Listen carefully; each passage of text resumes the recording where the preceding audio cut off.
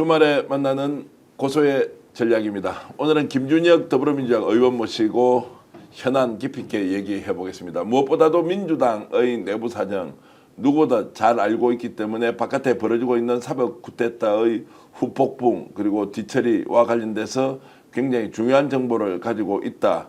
이런 판단으로 김 의원님을 모셨습니다. 어서 오십시오. 네, 안녕하십니까. 자, 본론으로 바로 들어가 보겠습니다.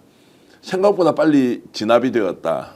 서울고법에서 6월 18일로 이재명 파기환 송심을 연기했다라고 하는 것을 우리는 굉장히 놀라면서도 다행스럽게 받아들였는데 사실 김 교수님은 그렇게 될 줄 알았다라고 하시는 몇 안 되는 분 중에 한 분이세요.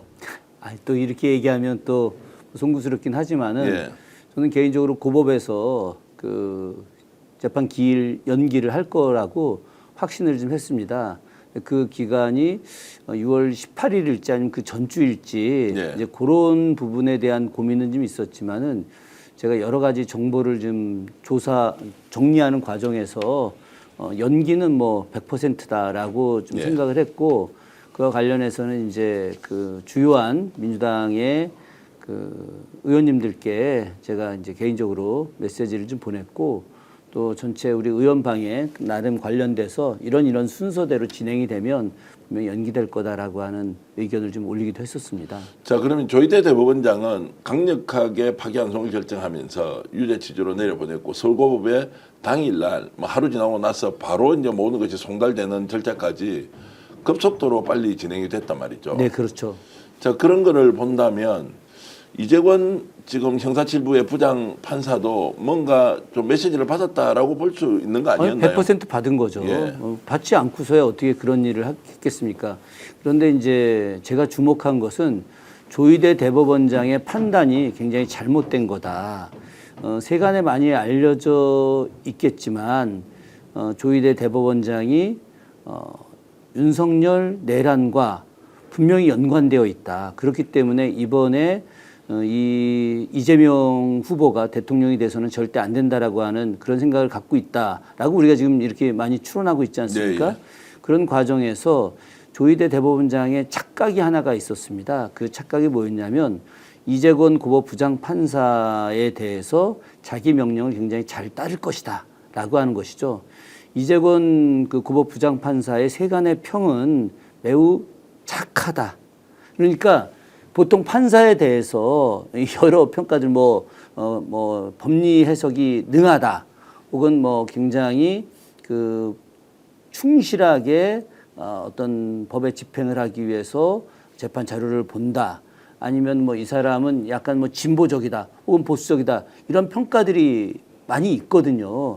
있는데 제가 알아본 이재권 판사에 대한 대체적인 평가는 매우 선하고 착하다. 말을 잘 듣는 편이다.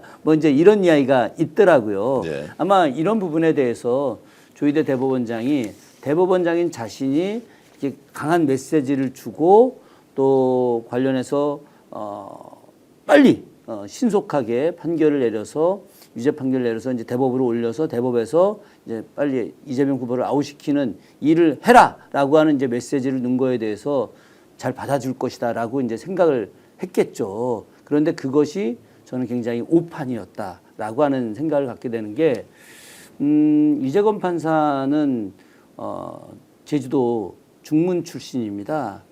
제주에서는 이제 명문고등학교라고 세간에 알려져 있는 학교가 제주 1고 또 제주 오현고등학교 이게 이제 양대 산맥에 해당되는 고등학교고요. 우리 이재권 판사가 나온 중문고등학교는 약간 좀 외지에 있는 학교라고 많이들 알려져 있습니다. 그런데 그 이재권 판사가 이제 중문고등학교를 다니고 서울법대를 재수해서 들어갔는데 이 제주도라고 하는 데가 아주 기묘한 특징이 있습니다. 섬이 그렇게 아주 크지 않기 때문에 우리나라에서는 제일 큰 섬이지만 다른 광역시들에 비해서는 인구가 많지 않고 또 그 지역마다 그 집에 밥그릇이 몇 개고 밥숟가락이 몇 개인지까지 다 알 정도로 그 지역은 굉장히 그 특징적으로 서로 잘 연대하고 서로 간의 정보가 많이 있어요. 그럼에도 불구하고 이재권 판사가 어떻게 성장했는지 어떤 집안인지 이런 걸 잘 모른다고 대체적으로 제주도 분들이 말씀을 하시더라고요. 네. 제가 한 이틀 동안 제주도 분들하고 계속 전화 연락을 하면서 알아본 결과 잘 모른다. 네. 그 내용은 거꾸로 어떤 얘기냐면 이재건 판사의 속을 잘 알 수 없다라고 하는 것이고 이재건 판사가 그래서 굉장히 좀 약간 소극적인 이런 그 심성이 뭐 나쁘다 좋다의 개념이 아니라 잘 드러내지 않는 이런 편이었다는 거죠. 그래서 아주 가까운 친구 몇 명하고만 속내를 이야기를 했는데 뭐 그런 과정에서 이재건 판사가 참 곤혹스럽게 됐다. 네. 그래서 애초에 그 이재명 후보가 선거법과 관련된 내용에서 처음 무죄 판결을 받을 때 그때 본인이 배당을 받을까 봐 굉장히 걱정을 했었는데 그런 말씀은 이제 지금 실제 우리 방송에서 의원님이 처음 하시는 겁니다. 실제 그- 배당을 그런가요? 받을까 해서 굉장히 걱정을 했다. 예, 그것까지 제가 다 확인을 했었습니다. 그래서 그 말씀은 이제 항소심에서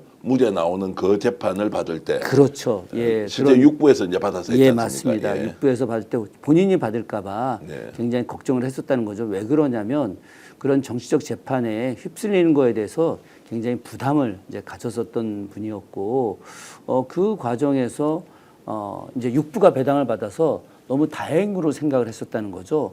근데 본인이 왜 다행으로 생각했냐면 육부에서 나왔던 그 판결이 굉장히 상식적이고 맞는 내용이었고 그래서 대법원에서 설마 그것을 파기환송할 거라고는 생각하지 않았을 수 있었다는 거죠. 이것까지는 확인된 내용은 아닙니다. 네, 예. 다만 그것이 안심했다라고 하는 것은 아마 그것까지 염두에 뒀을 수도 있겠죠. 그러다가 이제 본인한테 배당이 됐고 그 과정에서 굉장히 이렇게 부담을 느꼈는데 그때 이제 그 이재건 판사를 잘 아는 분들 법조인들이 저한테 했던 이야기는 매우 상식적인 판결을 내리는 사람이다. 그렇기 때문에 조희대 대법원장의 생각과 달리 이 이재건 부장판사는 만약에 민주당에서 이재명 후보의 변호인들이 재판기를 연기해달라고 한다면 충분히 그것을 연기해 줄 수 있는 사람이다.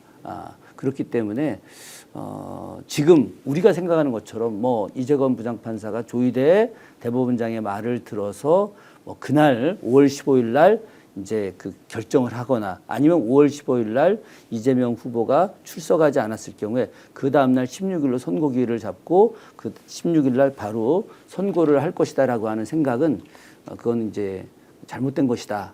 이렇게 이제 이야기했고 저도 그거에 동의를 했었습니다. 자, 굉장히 중요한 말씀을 이제 하셨는데 우리가 어떤 일이 이제 끝이 나면 그 이전에 있었던 과정을 다시 살펴보고 어떤 것이 일종의 전환점이 됐는지 이런저런 것들을 따져보는 것은 앞으로 어떤 일이 벌어질 때 똑같은 방식으로 접근해서 우리가 예측을 할 수, 전망을 할 수 있기 때문인데 오늘 방송 어떠셨습니까? 마음에 들었다면 구독, 좋아요로 스픽스를 응원해 주십시오. 여러분들의 구독, 좋아요는 가장 큰 힘이 됩니다. 스픽스 구독, 좋아요.